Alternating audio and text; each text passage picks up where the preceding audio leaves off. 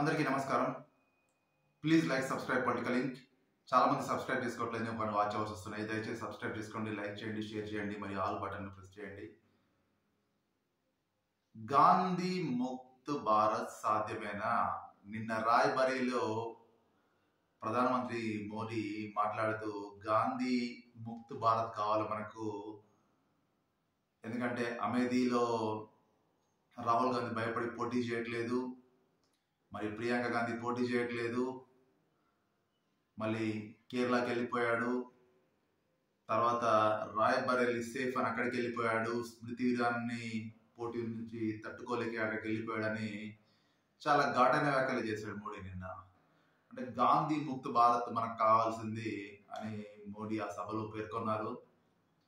ఎందుకు అంటే గాంధీ ముక్త భారత్ కావాలని అంటే కాంగ్రెస్ ను స్వీప్ చేయడమే బీజేపీ యొక్క ప్రధాన లక్ష్యం, అందులో ఎటువంటి సందేహం లేదు. ఇంకోటి కూడా, మేకని బలిచ్చినట్టుగా ఇండియా కూడా మీ ఖటాకట్ ఖటాకట్ ఖటాకట్ అని కూడా నర్మ గర్భ వ్యాఖ్యలు చేసినాడు.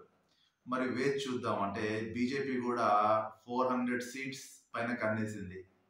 వారికి నిజంగా 400 సీట్స్ సాధ్యమేనా అసాధ్యమా అనేది మనం జూన్ 4 వరకు వేచి చూడాల్సిందే. అందులో ఎటువంటి సందేహం లేదు. మనకు సామెత ఉంది, ఎవరైనా రారాజు కావచ్చు, ఎవరైనా యువరాజు కావచ్చు అని.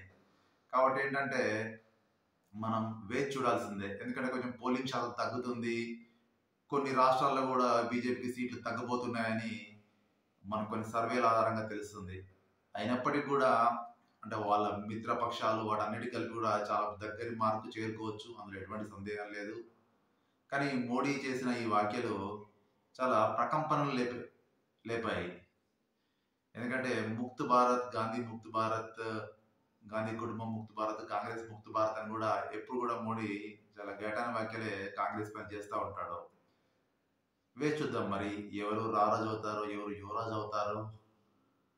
జూన్ 4 వరకు మనం వేచి చూడాల్సిందే. ధన్యవాదాలు.